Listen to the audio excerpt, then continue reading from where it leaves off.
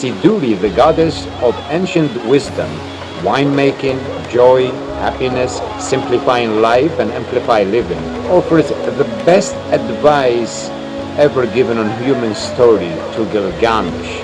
Come in, dear stranger. Have yourself a drink.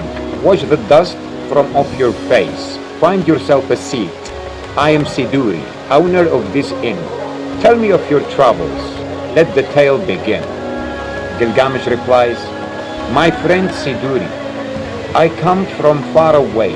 I seek to find the answer to why we pass this way. My soul is restless, searching for the song.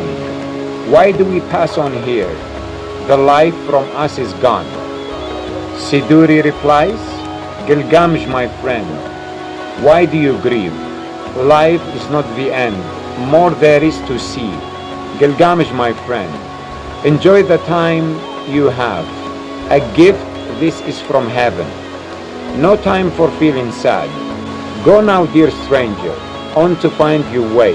Remember that the things you do will bring to you the same. Your time is short here. Make the best of things. Find the time to merriment, laugh, and then you will sing. Yes, please.